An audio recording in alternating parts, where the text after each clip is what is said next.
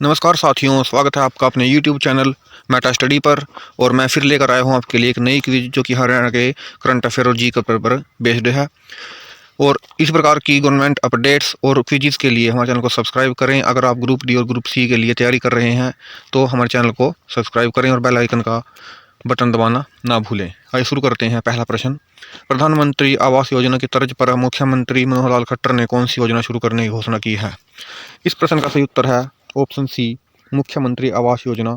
इसकी घोषणा कल ही की गई है और यह प्रधानमंत्री आवास योजना की तर्ज पर हरियाणा में शुरू की जाएगी, जिसके अंतर्गत अंत्योदय परिवार यानी जिनकी इनकम 1,80,000 रुपये से कम है सालाना, उनके लिए जो है आवास बनाने का काम किया जाएगा सरकार के द्वारा।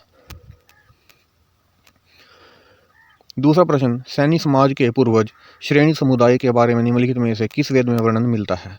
इस प्रश्न का सही उत्तर है ऑप्शन ए, ऋग्वेद में। और यह जो इतिहास की दृष्टि से भी महत्वपूर्ण प्रश्न हो जाता है कि सैनी समाज को जो है वेदों के टाइम में, महाभारत के वक्त में श्रेणी समुदाय के नाम से जाना जाता था। और इनके जो है मुख्य जो शासक थे वो थे शूर सैनी जी, जो कि मथुरा के शासक थे। हरियाणा में वर्ष 2023 को किस रूप में मनाया जाएगा?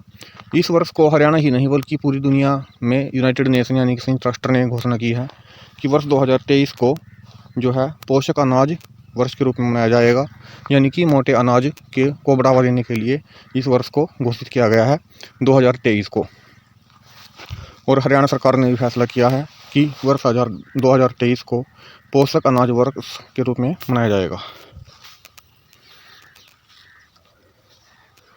प्रश्न 4, मिलेट मैन ऑफ इंडिया के नाम से कौन प्रसिद्ध है? अभी चंडीगढ़ में प्रेस कॉन्फ्रेंस हो रही थी जहां पर कृषि मंत्री जेपी दलाल भी थे, जहां पर हरियाणा सरकार ने घोषणा की थी कि वर्ष 2023 को पोषक अनाज वर्ष के रूप में मनाया जाएगा। वहां पर मिलेट मैन ऑफ इंडिया के नाम से मशहूर डॉक्टर खादर अली भी मौजूद थे, इसीलिए इस प्रश्न को ऐड किया गया है इस क्विज में। और इम्पोर्टेंट क्वेश्चन है, इस प्रकार के क्वेश्चन पहले भी एग्जाम में आ चुके हैं। पांचवा प्रश्न, हरियाणा में हर वर्ष किस जिले में पुस्तक मेले का आयोजन किया जाएगा? पिछले दिनों हरियाणा के जिला पंचकूला में एक पुस्तक मेले का जो है आयोजन किया गया था और अब घोषणा की गई है कि हर वर्ष इस मेले का आयोजन किया जाएगा। तो इस प्रश्न का सही उत्तर है ऑप्शन बी, पंचकूला। प्रश्न 6, ग्रामीण क्षेत्रों में विकास के लिए ई टेंडरिंग प्रणाली कितना रुपए से ऊपर लागू होगी? हम आपको बता दें कि ई टेंडरिंग प्रणाली जो है हरियाणा में 2016 से ही शुरू हो गई थी। इसका जो क्राइटेरिया है वो बार बार चेंज होता रहा है।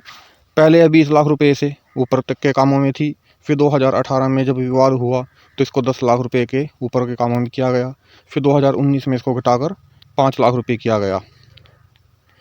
अब जो है इसको सरकार ने घोषणा की है कि 2 लाख रुपए से ऊपर के काम जो हैं ई टेंडरिंग प्रणाली से होंगे, यानी कि पंचायतों में सरपंच के पास जो पावर होती है उस पावर के तहत वह 2 लाख रुपए तक के काम ही अपने बेस पर करवा सकता है। उसके बाद 2 लाख रुपए से ऊपर बजट जाते ही उसको ई टेंडरिंग के माध्यम से ही काम करवाना होगा। 7वां प्रश्न, मुख्यमंत्री ने किसी एक शिक्षण संस्थान को निम्नलिखित में से किस समाज सुधारक के नाम पर रखने की घोषणा की है? सैनी समाज के लिए राज्य स्तरीय समारोह का आयोजन जो कि हिसार में किया गया कल ही, उसे मुख्यमंत्री ने घोषणा की है कि महान शिक्षिका जो कि भारत की पहली शिक्षिका थी और समाज सुधारक थी, सावित्रीबाई फुले जी के नाम पे जो है एक शिक्षण संस्थान का नाम रखा जाएगा। अगला प्रश्न, हरियाणा में ऑनलाइन जमाबंदी निकलवाने के लिए किस तकनीक का प्रयोग किया जाएगा? और ये तकनीक है QR कोड। ऑप्शन सी इसका सही उत्तर है। हरियाणा के उप मुख्यमंत्री और रेवेन्यू डिपार्टमेंट के हेड दुष्यंत चौटाला जी ने घोषणा की है कि अब फर्द निकलवाने के लिए, जिसको कि ऑनलाइन जमाबंदी भी कहा जाता है, उसकी नकल निकलवाने के लिए अब QR कोड का इस्तेमाल होगा, जिससे कि किसी पटवारी के साइन करवाने की फर्द पर जरूरत नहीं पड़ेगी। तो आपको कैसी लगी ये क्विज कमेंट सेक्शन में हमें ज़रूर बताएं। और इस प्रकार की क्विज़ और हरियाणा सरकार की नौकरियों की तैयारी के लिए हमारे चैनल को सब्सक्राइब करें। धन्यवाद।